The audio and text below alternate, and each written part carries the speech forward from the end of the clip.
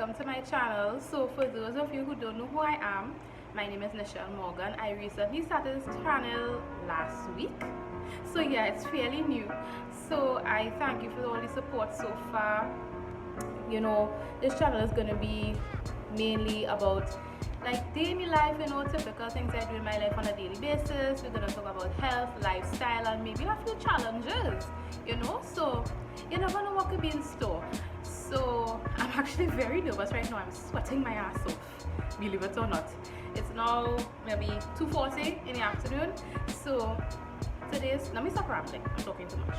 Anyway, so today's topic, well actually my first sit down topic I should say, is about PCOS or polycystic ovarian syndrome. And I know there's a wealth of information about that particular you know, I don't want to call it a disease, but you get what I'm coming from, and how that led me to start my weight loss journey.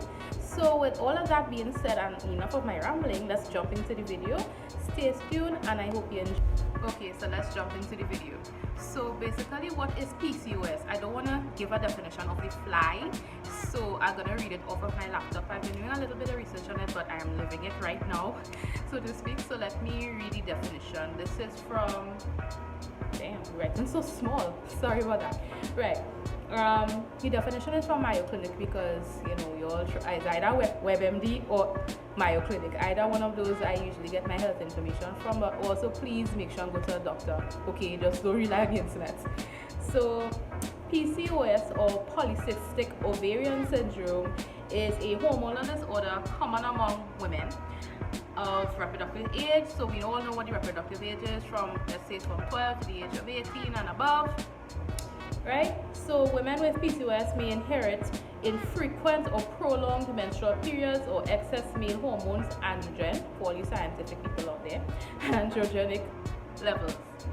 The ovaries may develop numerous small collections of fluid or follicles and fail to regularly release eggs. Unfortunately, as we all know, there isn't really a so-called cure to the disease or disorder. Sorry, I don't want to call it a disease, a disorder. No, nobody really knows how it came about, so to speak. So let's say most of the women in my life I know personally have PCOS. I have been diagnosed with PCOS when I was about 19 years of age. I was like literally my first semester of university. So you know, when I went to university, UWI, I go to UWI, St. Augustine, and the first semester you get a little medical check, so you go for all the injections, make sure everything alright, blah blah blah blah blah. So when I went to my gynecologist, this is the first time I'm actually going to a gynecologist, she's like, you know, she checked my weight, all of that good stuff, and she asked, and then she came to the question of like how often my periods come. So I was like, must be once every 3 months. Me thinking it's normal, you know, some people period just come different times. So I was like, yeah, every 3 months I get my period, here she. And you don't think that's of concern? I was like, no, it comes every 3 months. I know every 3 months a period will come, right? And then she was like, no, that is a problem. That means you have PCOS. I said, what do you mean? She's like, do you realize you have been gaining weight all of a sudden? I said, no, I'm not sure. I didn't really think about it like that. She was like, okay, here what to do. She put me on some birth control, because usually some doctors usually recommend birth control as a form to, you know, kind of curb the symptoms and stuff of PCOS. So she gave me this low dose birth control, which I use Novinet. I still use it up to now. I'm trying to come off of it, but it's a little bit difficult. So after being diagnosed with PCOS, I started the birth control which the gynecologist gave me, and after, let's say, maybe about 3 months or so, is like when my period started to come normally, like once a month instead of once every 3 months as I previously said before. And you know, the tablets working, whatever, but I realized I was still gaining weight, so I wasn't sure if that was a side effect of the tablet or it was just me. But then again, I was in UWI and I didn't really cook much. My parents used to give me home cookies, so I always used to be buying food, so maybe that was definitely, I will admit, that was definitely a contributor to me gaining weight, along with the PCOS, of course, because one of the symptoms of PCOS is actually weight loss, along with like again them little chinny hairs that you never know, or hair in places you never believe would have hair. Or for me personally, it was more temperature differences. I would either be extremely cold or extremely hot, and I It used to irritate me. It still irritates me now, but I'm managing it as best as I possibly could. Anyway, so let's fast track actually to 2014. Yes, 2014 was my first trip to New York, and let me tell you, food is amazing, and I ate like no tomorrow. And that's when my parents actually came out to me. Actually, when we came back home, they was like, Nish, you might have to watch how you're eating, because it's starting to get a little chunky. You know, you was always a chubby child from small, which is true. I've always been a chubby child, but like the eating started to get out of control. Like I couldn't stop thinking about food. I couldn't. I always thinking, as soon as I finish eating, what can I have next? That was my thinking every time it came to food. And okay, fine, 2015, same thing. We went to visit my sister and her boyfriend in the States again. Same eating habit year round. I eating what I want, when I want, how much I want, and I didn't care. So all of that actually tied into my weight. So while my sister was still living with me, shout out to you, Joe, while she was still living here, where we live, it have a big steep hill that people in the neighborhood sometimes would use to exercise. So basically what what she started to do, I should say, is she started to walk on afternoons, like around 5 or so when the place was cool. And she always used to invite me, and she said, come Nish, we could get in shape together, you know, it'll be fun. And I always finding some excuse not to go with her. I was like, no, I don't do heat, it's fine, you know. And so like maybe for like the first 3 or 4 months when she started walking, I always putting it off. And then she talked to me, and she's like, Nish, you have to be careful with your health and whatnot, because you don't want to get sick, and you know, you're young and you have so much to live for. My parents said the same thing once again. My boyfriend said the same thing as well. And the following morning, she actually decided to walk in the morning around 7 a.m. I believe it was. And I said, I'm coming with you. So I put on my running shoes and we walked up the hill. And that first experience was tragic, because I was burnt out by 10 to 15 minutes into the walk, and it was bad. Like my knees was aching, ankles swollen, you know, out of breath. And then I realized like, damn, I'm that out of shape, it's that bad. And then, you know, it just gradually over time I started to get the hang of walking, you know, walking up the hill, taking my time, pacing myself, and eventually the weight started to drop off slowly. I lost maybe 5 pounds. My first 5 pounds within the first month, which wasn't much to maybe it may not be much to you, but it's a lot to me. And I just kept going. And then when second semester rolled around in 2016, I believe, that was the year I was graduating from undergrad, and we had our photo shoot and whatnot, and it was bad because I didn't like the way I looked in the photo. I was like, no, this is not a reflection of who I am. And that immediately is like, it's like a spark just started inside of me. I was like, okay, no, I'm gonna change my life around. I'm gonna do this for me. I'm not gonna do this for anybody else. Right, so I didn't eat greens. I never liked vegetables. I used to give trouble. I'm very picky. Let's put it like that. I am a very picky eater, and I didn't like anything healthy at all. So when I started, it was very difficult for me, but I gave it a shot, and I am proud to say that I now eat my veggies. You know, I drink lots of water, and I forgot to mention before, my starting weight was actually 220, between 228 and 230 if I remember correctly, and that was actually a big shock for me as well, and that also sparked the fire inside of me to start my weight loss journey. So like I said, from 2016 I started my weight loss journey. In September I started exercising at the campus gym.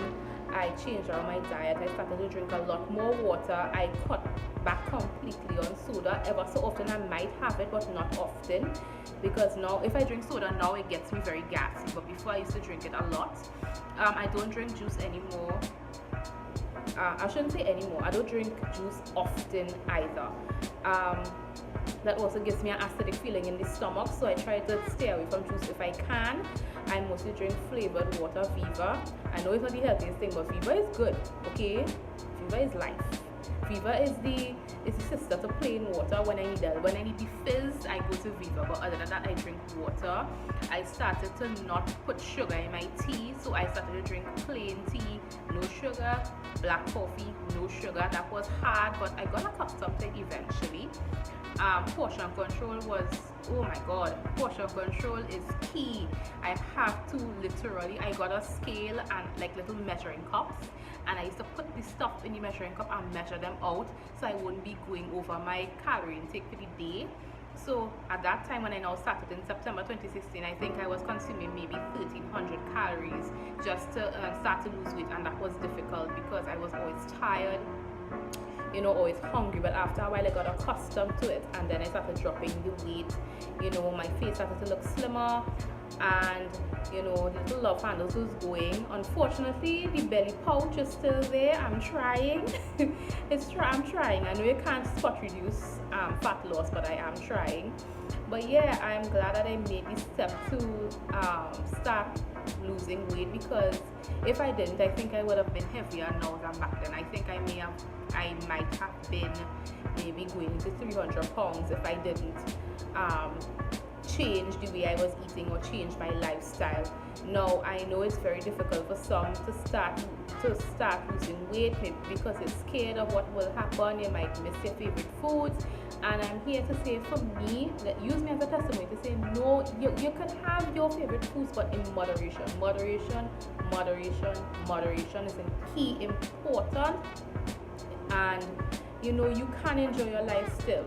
So don't get me wrong, you know, moderation is good. I personally, I love me some wings. I like wings. I like cookies. I like ice cream. But when I do have those things, I enjoy it and I get right back on track. So just remember to get right back on track after you had a little, you know, like little nice meal, a less nutritious meal. You get back right on track. Go back to your smoothies, your salads, whatever you choose for your type of journey. Just make sure, and also remember to put it in your to write it down as well, just so you remember when you had it and how much you had as well. Just okay, so before I close out this video, I just want to give you all 5 tips on how you can start a lifestyle change. So get your pens, get your little phones out, take notes. This is what worked for me. It may not work for you, but you could try some of them. Okay, so tip number 1, increase your water intake. Now I know water is plain, it's boring, but drinking water has a lot of benefits. Number 1, because it has no calories, so you don't have to worry about adding extra calories by drinking water. It's calorie free. And 2, it's a nice way to hydrate yourselves properly without all these extra kind of additives from the industry, like the extra sugar, salts, and all of that stuff. So, and 3, it also cleanses you out. It cleans out the system, which is also a very, very good benefit of drinking water. Tip number 2, I had to do this for my personal benefit, but you can try it, is to count your calories. Now there's a lot of calorie counters you could use online.